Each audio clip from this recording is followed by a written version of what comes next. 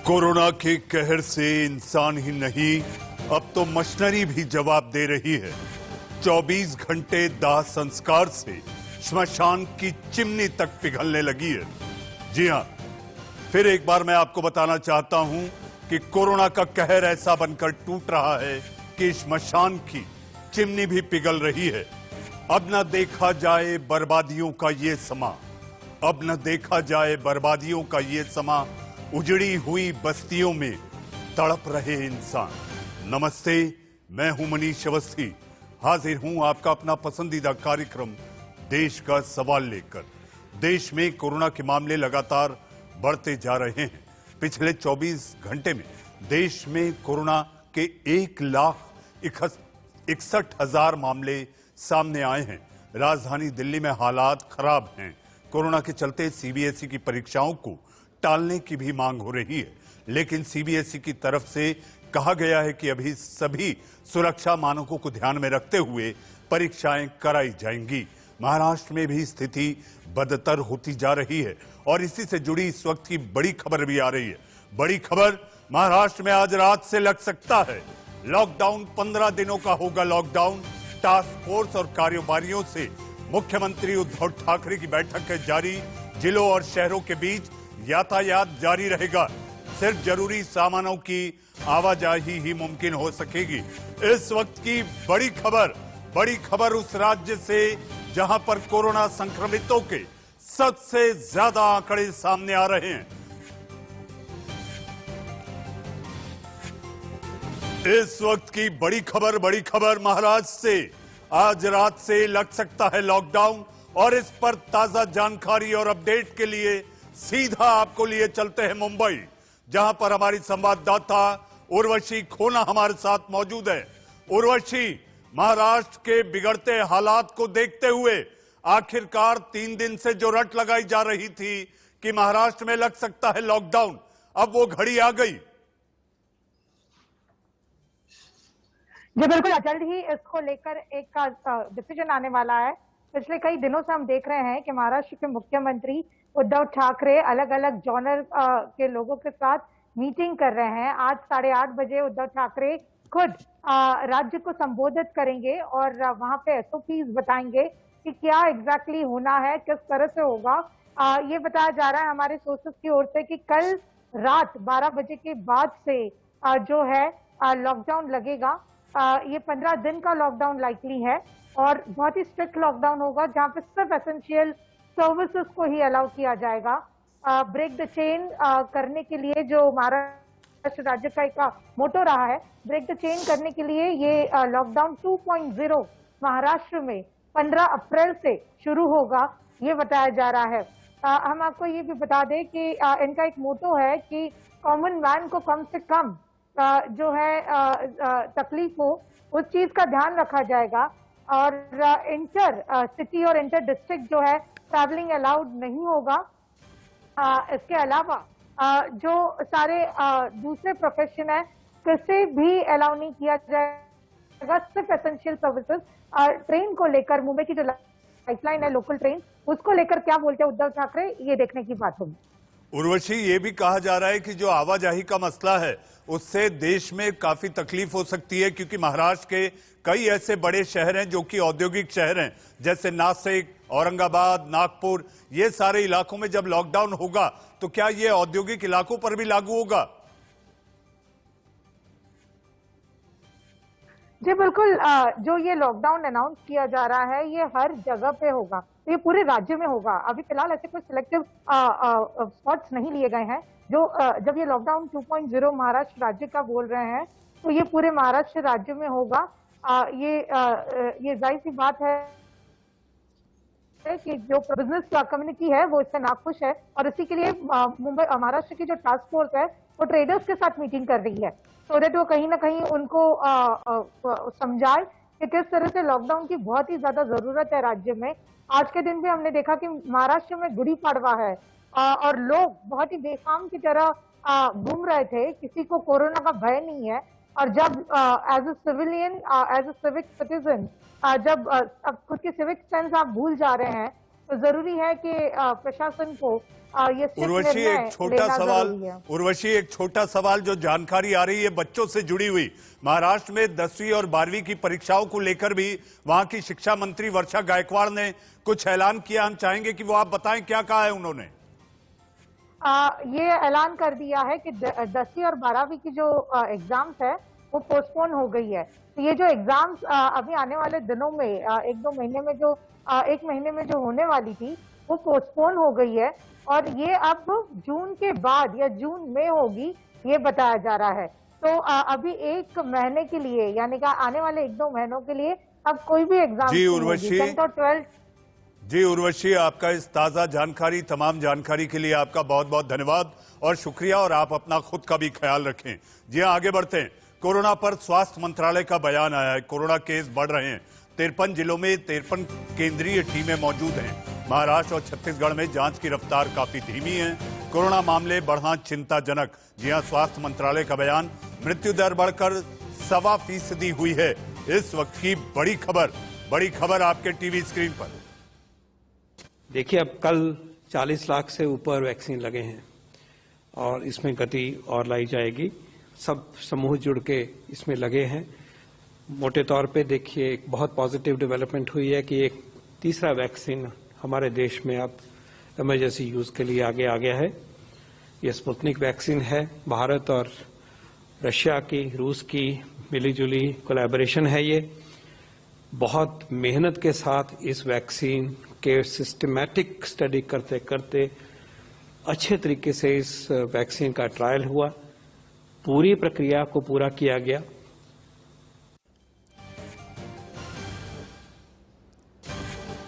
देश के स्वास्थ्य सचिव को आप सुन रहे थे, जो बता रहे थे कि देश के 2 राज्य महाराष्ट्र और छत्तीसगढ़ में जांच की रफ्तार धीमी है। जी हां, आगे बढ़ते हैं। हमारे साथ हमारे दिल्ली से संवाददाता सुमित दुबे हमारे साथ मौजूद हैं। सुमित, दिल्ली के आंकड़े भी बताते हैं कि ये लहर नहीं, ये तो सुनामी दिखाई दे रही है।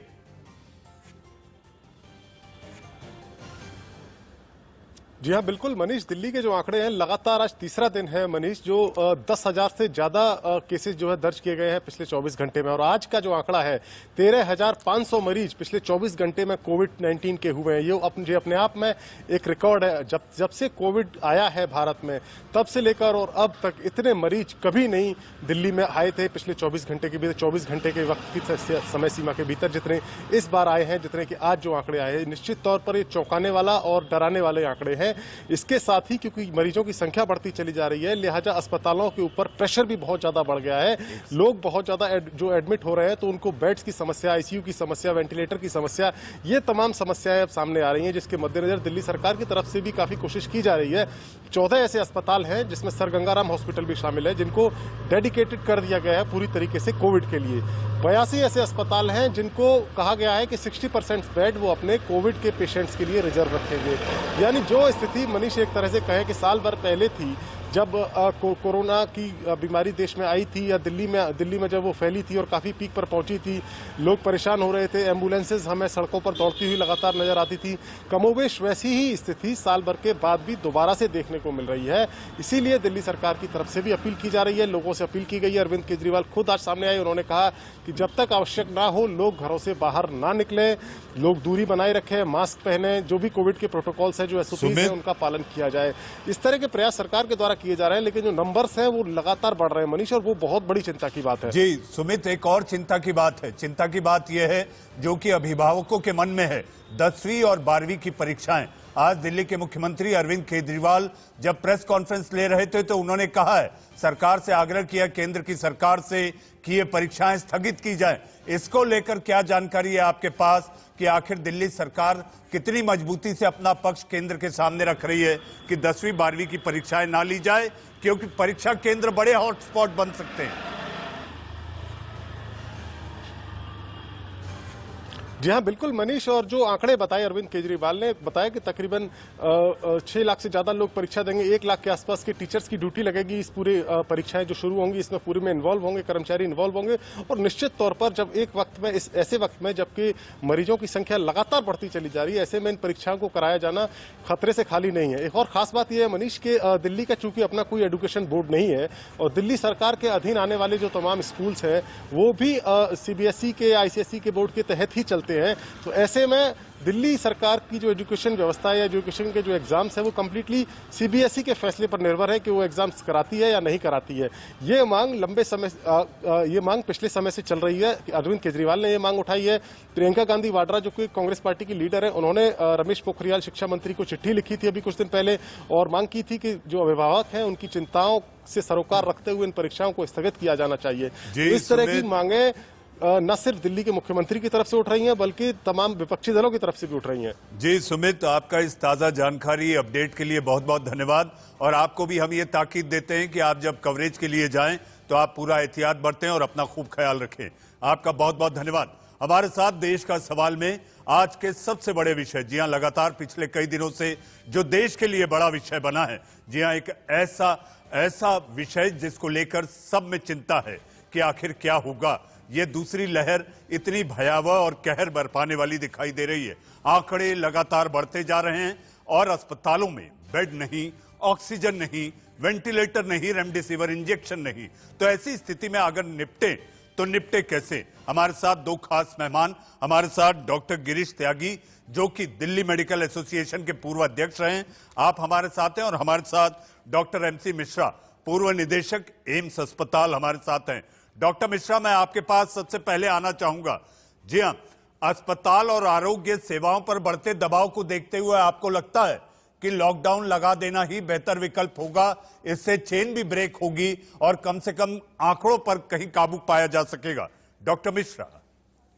बिल्कुल मनीष, ये बात आपकी बिल्कुल ठीक है। और जिस तरह से उर्वशी ने बताया और त्रिभुवन ने भी बताया, तो ये देखिए, अगर लोग, हम बार बार कह रहे हैं पिछले 15 दिन से, कोविड अनुकूल व्यवहार, कोविड एप्रोप्रिएट बिहेवियर, अगर लोग वो कर पाने में नाकाम हैं और संक्रमण की गति में कोई थमाई नहीं आ रही है, कोई रोक नहीं आ रही है, तो सरकारों के पास आप कोई विकल्प नहीं छोड़ेंगे। सरकारें काफी समय से विचार कर रही हैं और लॉकडाउन, मेजर लॉकडाउन लगाने के पक्षधर नहीं है कोई भी सरकार, चाहे वो महाराष्ट्र की सरकार हो, चाहे भारत सरकार हो, चाहे और राज्य सरकारें। लेकिन जनता मजबूर कर रही है ये कोविड अनुकूल व्यवहार न करके। और इसका बड़ा साधारण सा एक समाधान है कि लोग, मैं 2 मास्क दिखा रहा हूं और अब मैं सबसे अनुरोध यही करूंगा कि आप एक इस तरह का सर्जिकल मास्क और एक अपना कॉटन का मास्क आप लगाएं तो आप लॉकडाउन से बच सकते हैं। लेकिन महाराष्ट्र की जो स्थिति है, और देखिए स्थिति इसलिए गंभीर हो रही है कि अगर संक्रमण बढ़ेगा तो गंभीर रोगियों की संख्या भी बढ़ेगी। गंभीर रोगियों की संख्या बढ़ेगी तो आईसीयू में बेड की उपलब्धता पे दिक्कत आएगी, और वो दिक्कत आनी ही है, क्योंकि आप कितने ही रिसोर्सेज जमा कर लीजिए, जब डिमांड बढ़ जाएगी, सप्लाई होगी नहीं, तो लोगों को उसमें बहुत ज्यादा दिक्कतें आएंगी और हर एक को एडमिशन नहीं मिल पाएगा अस्पताल में, और फिर प्रायोरिटाइज करना पड़ेगा। अब उसमें फिर लोग, वो भी शोर मचेगा। तो मैं समझता हूँ एक क्विक 2 हफ्ते का लॉकडाउन लगाना उचित है, और उससे संक्रमण की गति में अगर कमी आती है तो ये बिल्कुल जस्टिफाई होगा। और शायद अब इस समय जिस प्रकार से संक्रमण सभी राज्यों में बढ़ रहा है, इसकी आवश्यकता बिल्कुल है। और मैं समझता हूँ जी डॉक्टर मिश्रा, आपने अहम जानकारी दी है। जी हाँ, देश का सवाल देख रहे लाखों करोड़ों दर्शकों से मेरी हाथ जोड़कर करबद्ध प्रार्थना के साथ अपील है कि हमारे पैनल पर मौजूद जो 2 खास डॉक्टर हैं, जी हाँ, डॉक्टर मिश्रा पूर्व निदेशक हैं एम्स के, ये जो हिदायत दे रहे हैं, ये जो आपसे कह रहे हैं, समझा रहे हैं, बता रहे हैं, इसका सख्ती से पालन किया जाए। हमारे साथ रायपुर से हमारी संवाददाता अंकिता भी जुड़ेंगी। हमारे साथ डॉक्टर त्यागी, मैं आपके पास आता हूं। हमारे साथ छत्तीसगढ़ के स्वास्थ्य मंत्री टीएस सिंहदेव साहब हमारे साथ मौजूद हैं। सिंहदेव जी, आपका बहुत बहुत स्वागत है देश का सवाल में। लेकिन बड़ी चिंता के साथ कि छत्तीसगढ़ ने जो पिछले साल एक मिसाल कायम की थी कि आंकड़े सबसे कम थे, आप लोगों ने उसे काबू पाया था, उस पर काबू रखा हुआ था, उससे दबोचे रखा था। इस बार लेकिन चिंता की वजह आपके यहां लगातार बढ़ते आंकड़े हैं। सिंहदेव साहब,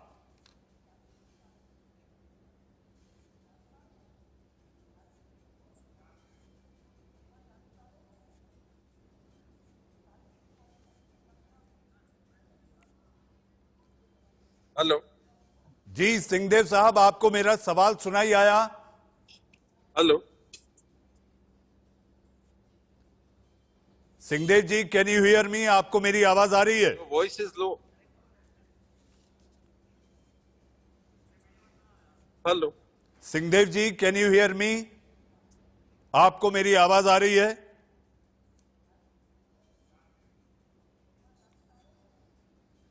सिंहदेव साहब सफर पे हैं, इसलिए मुझे ऐसा लगता है कि कनेक्टिविटी का इशू है। हमारे साथ डॉक्टर गिरीश त्यागी है। मैं चाहूंगा हमारी टीम सिंहदेव साहब का कनेक्शन ठीक करे। हमारे साथ डॉक्टर गिरीश त्यागी हैं। जी हां डॉक्टर त्यागी, अगर आपको मेरी आवाज आ रही है तो मेरा सवाल आपसे, इस समय जो हालात हैं, जिस तरह से एक एक राज्य सरकारें बात की जाए, महाराष्ट्र और छत्तीसगढ़ की स्वास्थ्य मंत्रालय ने कहा है यहां पर जांच की रफ्तार धीमी है। एक तरफ से आरोप प्रत्यारोप जो चल रहे हैं सियासत में, आपको लगता है कि इससे कोरोना पर काबू पाना आसान हो जाएगा? पहली चीज तो जो कोरोना में हमारे तो पॉलिटिसाइजेशन बिल्कुल नहीं होना चाहिए। सबको, चाहे केंद्र सरकार हो, राज्य सरकार हो और डॉक्टर्स कम्युनिटी हो, मीडिया कम्युनिटी हो, सबको एक साथ मिलकर इसको हमें लड़ाई करनी है कोरोना से। कोरोना के ट्रांसमिशन को रोकने के लिए, जैसे डॉक्टर मिश्रा ने कहा कि हमारे को जो हमारा एप्रोप्रिएट बिहेवियर है, मास्क लगाना, सोशल डिस्टेंसिंग, जब जरूरी हो तभी घर से बाहर निकलें, बिना वजह घर से बाहर निकलें। जब तक इस नियमों का हम पालन नहीं करेंगे, आज की डेट में भी हम देख रहे थे पीछे ट्रैफिक का, मार्केट का इतना बुरा हाल है कि इस हिसाब से जो कोरोना की गति बढ़ी है और एक भयानक स्थिति में पहुंच गए हैं। आगे आने वाले टाइम में अगर इसी हिसाब से चला तो हमारा हेल्थ सिस्टम हमारा कोलैप्स करने जा रहा है। ये हम अंदेशा हमारे को है। आज की डेट में भी मरीज को अगर उसको अस्पताल में भर्ती की जरूरत है तो अस्पताल नहीं मिल रहे, आईसीयू की जरूरत है तो आईसीयू नहीं मिल रहा, वेंटिलेटर नहीं मिल रहे, सारे के सारे प्राइवेट अस्पतालों के बिल्कुल करीब करीब। डॉक्टर त्यागी, सबसे दुखद बात तो यह है, डॉक्टर त्यागी, सबसे दुखद बात यह है कि श्मशान घाट में जाकर दाह संस्कार करने के लिए भी घंटों इंतजार करना पड़ रहा है। तो हालात कितने भयावह होते जा रहे हैं। मुझे ऐसा लगता है देश का सवाल देख रहे तमाम दर्शक आप समझ लें कि जो नियम है, जो हिदायतें दी जा रही हैं, इसका आप सख्ती से पालन करें, क्योंकि आप बचेंगे तो सब बचेंगे और वो सब बचेंगे तो आप भी बचेंगे। हमारे साथ अंकिता, हमारी संवाददाता रायपुर से। अंकिता, छत्तीसगढ़ में इस समय क्या हालात हैं? सरकार की क्या तैयारी है? किस तरह से सरकार आगे बढ़ रही है? स्वास्थ्य मंत्रालय ने कहा है कि जो जांच है कोरोना की, उसकी रफ्तार धीमी है आपके राज्य में।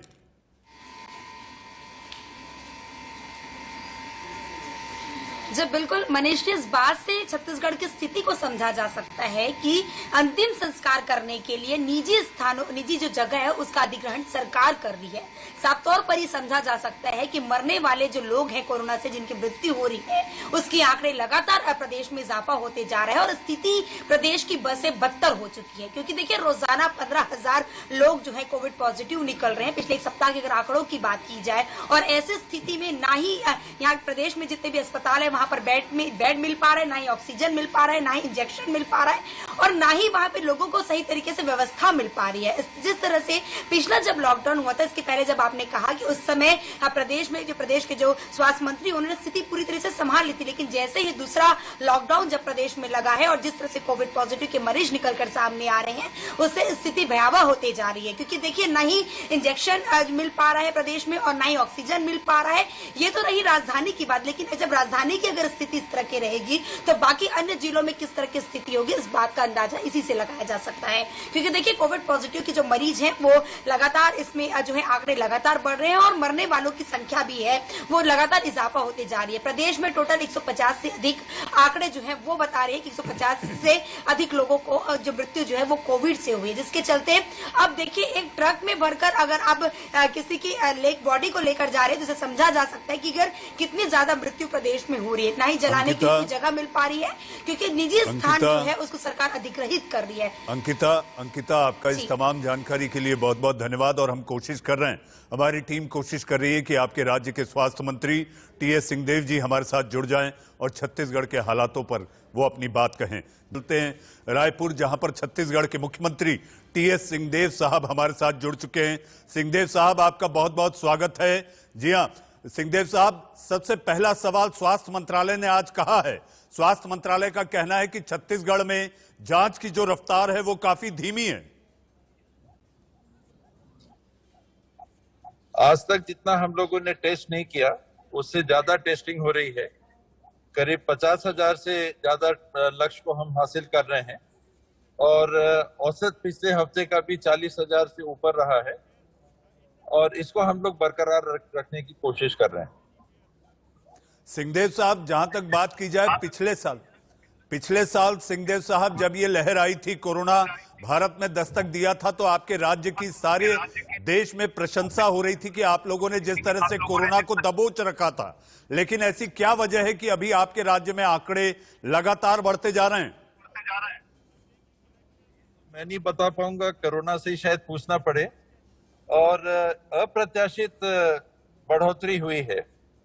पिछले बार जहां 3,900 का आंकड़ा एक दिन में पॉजिटिव केस का नहीं छुआ था, हालांकि टेस्टिंग करीब 26,000 27,000 होती थी, वहां आज टेस्टिंग अगर 40,000 हो रही है तो स्वाभाविक है कि कुछ आंकड़े भी बढ़ेंगे, लेकिन अनुपात में आंकड़े भी काफी हाई आ रहे हैं, 10,000 12,000 13,000 14,000। तो ये कोरोना का प्रकोप जो है ये काफी विस्तार से विस्तृत होके हमको उसका सामना करना पड़ रहा है। जी सिंहदेव साहब, आपके पड़ोसी राज्य महाराष्ट्र से खबर आ रही है कि एक दिन के भीतर लॉकडाउन लग जाएगा। ऐसी सूरत में आपको लगता है कि जिस तरह से आवाजाही को लेकर लॉकडाउन के दौरान लोगों को परेशानी होती है, क्या आपके पास कोई ऐसे सुझाव है जिसको लेकर आप अपने राज्य के साथ साथ आप ही की पार्टी की एक सहयोगी सरकार भी आपके पड़ोसी राज्य में है? केंद्र सरकार ने इसके पहले भी स्पेशल ट्रेन चालू किए थे, तो लोगों के आने जाने में अगर दिक्कत होती है तो शेड्यूल्ड ऐसे ट्रेन चालू कर देने चाहिए। और आने की जहां तक सुविधा है, हमने क्वारंटीन की व्यवस्था हर पंचायत स्तर पे भी की है, शहरी क्षेत्र में भी की है।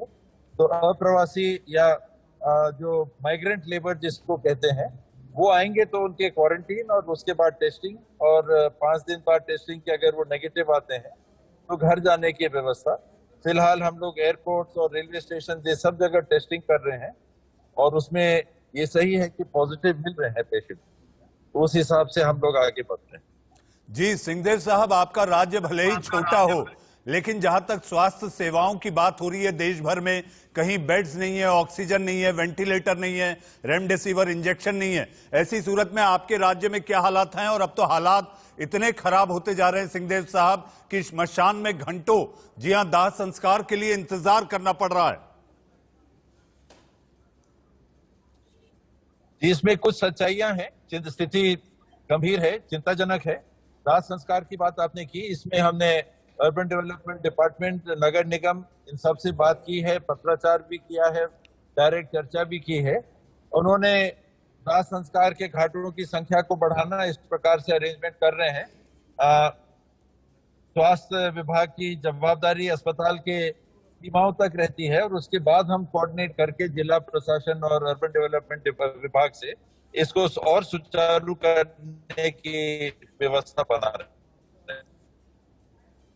सिंहदेव साहब, आपको मेरी आवाज आ रही है? आपने जी, आवाज आपकी आ रही है। जी सिंहदेव साहब, मेरा दूसरा ये सवाल है कि वैक्सीन को लेकर चिंता जताई जा रही थी कि वैक्सीन 1 दिन का स्टॉक, 2 दिन का स्टॉक, अब तो टीके को रूसी ताकत भी मिल गई है, तो इसको आप कैसा देखते हैं और आपके यहां वैक्सीन की क्या स्थिति है?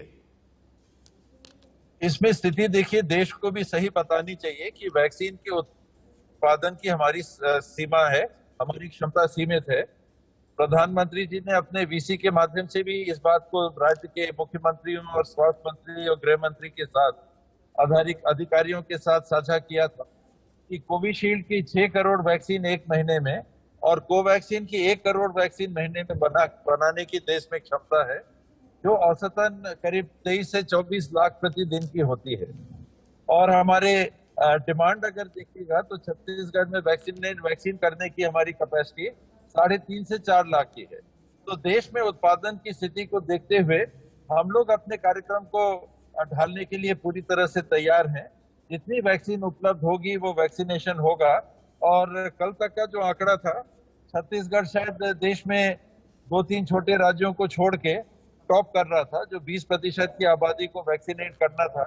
15% या उसके आसपास या उससे ज्यादा की आबादी वैक्सीनेट हो चुकी है। और जैसे जैसे वैक्सीन आएगी हम वैक्सीनेट करते जाएंगे। जी, एक और बात सामने आ रही है जो कि अभिभावकों में चिंता की सबसे बड़ी वजह है, वो है 10वीं और 12वीं की परीक्षाएं और खासकर सीबीएसई एग्जाम्स को लेकर। सिंहदेव साहब, आपकी क्या राय है? और इसके साथ साथ जैसा कि आपने देखा, महाराष्ट्र में आपके पड़ोसी राज्य में 10वीं और 12वीं की परीक्षाएं स्थगित कर दी गई हैं। दिल्ली के मुख्यमंत्री अरविंद केजरीवाल ने कहा है कि सीबीएसई की भी परीक्षाएं स्थगित कर देनी चाहिए। ऐसी सूरत में आपके राज्य में क्या स्थिति है और आप लोग क्या कदम उठा रहे हैं? तो स्टूडेंट्स और पेरेंट्स की तरफ से डिमांड आती है या मांग आती है ऑनलाइन परीक्षा की।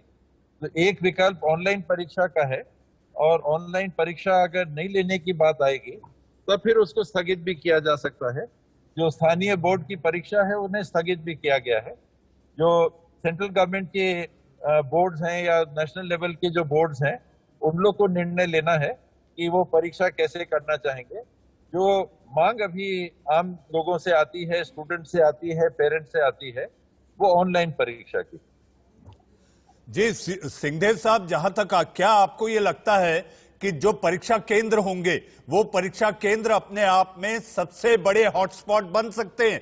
क्योंकि जितने बच्चे आएंगे, लाखों बच्चे परीक्षा देने पहुंचेंगे, तो वो हो सकता है कि वो बड़े करियर बने और अपने घर जाकर अपने दादा दादी, माता पिता और सारे निजी परिचितों को भी हो सकता है कि वो कोरोना फैला दे। रूप से इसीलिए ऑनलाइन परीक्षा की बात हो रही है। अगर रियल टाइम परीक्षा की व्यवस्था बनेगी तो ये संक्रमण के समय उचित निर्णय नहीं होगा। जी, जहां तक बात हो रही है कि जिस तरह से कोरोना को लेकर लॉकडाउन अलग अलग राज्य लगा रहे हैं, क्या आपको अंदेशा लगता है? आप लगातार बैठकों में बैठते हैं, केंद्र सरकार की बैठक, प्रधानमंत्री जी के साथ आप लोगों की बातचीत होती है वर्चुअल कॉन्फ्रेंस के जरिए। क्या आपको लगता है कि लॉकडाउन ही एक विकल्प बचा है जिसके जरिए हम इस पे काबू पा सकते हैं? संक्रमण की दर को रोकने का फिलहाल तो कोई दूसरा जरिया दिख नहीं रहा है।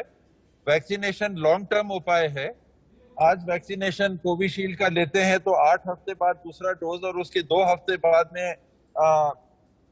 इम्यूनिटी की बात आ रही है। यानी जिस दिन आप वैक्सीन लगाएंगे उसके 70 दिन बाद, तो 70 दिन का इंतजार वैक्सीन के कारगरता के लिए है, या 42 दिन। अगर 4 हफ्ते और उसके बाद दूसरा डोज और फिर 2 हफ्ते और तो 6 हफ्ते। तो 42 दिन से 70 दिन के इंतजार के बाद में इम्यूनिटी का प्रभाव शरीर में दिखेगा वैक्सीनेशन के बाद।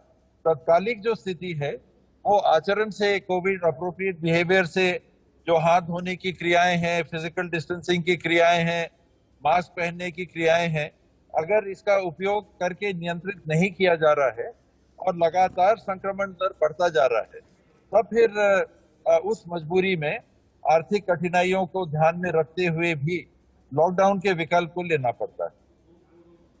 जी सिंहदेव साहब, मुझे पता है कि आप सफर कर रहे हैं, लेकिन चूंकि मामले की गंभीरता को देखते हुए आप इंडिया न्यूज के देश के सवाल के कार्यक्रम में जुड़े हैं। मेरा सवाल आपसे यह है, इस समय अलग अलग राज्यों में बात हो रही है, जी हाँ, सियासत भी हो रही है। कोरोना को लेकर जो सियासत हो रही है कि विपक्षी राज्यों को लेकर वैक्सीन के आवंटन में जिस तरह से डिस्ट्रीब्यूशन हो रहा है उसमें पक्षपात हो रहा है। क्या आपको लगता है कि इस तरह की सियासत होना ये सही वक्त है, जबकि हम सबको मिलकर कोरोना को हराना है? आप बिल्कुल सही कह रहे हैं। ये राजनीतिक सियासत की बात अगर उठ रही है तो तत्काल ये रोकी जानी चाहिए, तत्काल इसको बंद किया जाना चाहिए। हर स्तर पे, बड़े भाई करें, छोटे भाई करें, पर हर स्तर पे ये रुकनी चाहिए। सिंहदेव साहब, आपको मेरी आवाज आ रही है? Can you hear me? Hello Singhdeo साहब, फिर एक बार मैं आपसे वही सवाल पूछना चाहूंगा, क्योंकि लोगों के मन में एक ये चिंता है, और जहां तक बात की जाए कि पड़ोसी राज्यों से भी कोरोना के मरीज दूसरे राज्यों में पहुंचते हैं, तो चूंकि आपका सटा हुआ राज्य है महाराष्ट्र से, महाराष्ट्र के कुछ जिले जैसे गोंदिया, भंडारा, यहां से भी कुछ लोग आपकी तरफ आने का रुख कर रहे हैं, तो ऐसी सूरत में आपकी तैयारियां क्या है? क्वारंटीन सेंटर्स हमने तैयार कर लिए हैं।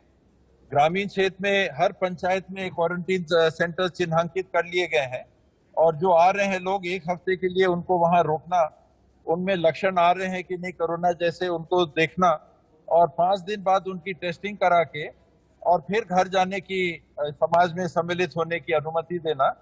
ग्रामीण क्षेत्रों में भी आइसोलेशन सेंटर्स बनाने की बात हो रही है, और शहरी क्षेत्रों में Covid care centre, 36 Covid treatment centre 6 medical कॉलेजों को लेके और एम्स को लेके स्थापित हैं, और 137 कोविड केयर सेंटर स्थापित हैं। 21,966 वर्तमान में बिस्तर हम लोगों ने चिन्हांकित किए हैं जो ऑपरेशनल हैं, और जिनमें ऑक्सीजन है इनकी संख्या 4,517। इसको हम 11,000 ले जाने का अभी हमने टारगेट रखा है, और 11,000 पहुंचने के बाद जैसी स्थिति बनेगी और आगे तक ले जाएंगे। निजी क्षेत्र और पब्लिक क्षेत्र को मिला के, ये मैंने आपको आंकड़ा बताया था, जो वर्तमान में 21,966 का है, और 4,517 ये पब्लिक क्षेत्र में, सरकारी क्षेत्र में ये बिस्तर है, और प्राइवेट क्षेत्र में 2,445। जी सिंहदेव साहब, आखिरी सवाल मेरा आपसे। जी हां, जहां तक लॉकडाउन की बात होगी, आपका जो प्रदेश है औद्योगिक प्रदेश है, इतना ही नहीं कृषि के लिहाज से इसे धान का कटोरा भी कहा जा सकता है। आपको लगता है कि ये लॉकडाउन बहुत भारी मात्रा में आपके उद्योग धंधों को भी अफेक्ट करेगा, और इसके साथ साथ वहां पर जो अर्थव्यवस्था का पहिया है वो भी थोड़ा धीमा हो जाएगा? अर्थव्यवस्था के पहिए पे निश्चित रूप से विपरीत प्रभाव पड़ेगा, थोड़ा धीमा होगा, लेकिन ये सर्विस सेक्टर को ज्यादा प्रभावित करेगा। कृषि के क्षेत्र को हमने पहले भी पाबंदी नहीं लगाई थी, और रोजगार गारंटी के भी काम हम लोगों ने सावधानी के साथ लगातार चालू रखे थे, अभी भी चालू रहेंगे।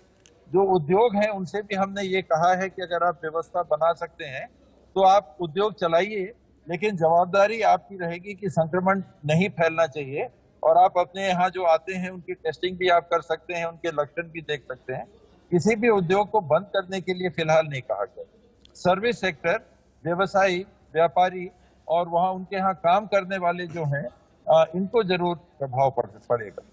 जी सिंहदेव साहब, आप इंडिया न्यूज के देश के सवाल के कार्यक्रम में आपने वक्त निकाला और ऐसे संवेदनशील मुद्दे पर अपनी राय रखी, और अपने साथ साथ राज्य की क्या तैयारी है कोरोना को हराने को लेकर आपने उसका जिक्र किया। आपका बहुत बहुत धन्यवाद, और आपको हम ये कहते हैं कि आप अपना भी खूब ख्याल रखें और आपके प्रदेश की जनता का भी। पुनश्च आपका बहुत बहुत धन्यवाद। धन्यवाद। जी आप सुन रहे थे छत्तीसगढ़ के स्वास्थ्य मंत्री टी.एस. सिंहदेव साहब, जो बता रहे थे कि आखिर राज्य कैसी तैयारी कर रहा है। जी हाँ, ये कोरोना है। जी हाँ, सच ये है, समय की पुकार है, बच के रहना रे बाबा, ये समय की पुकार है, ये कोरोना है। जी हाँ, वक्त है छोटे से ब्रेक का।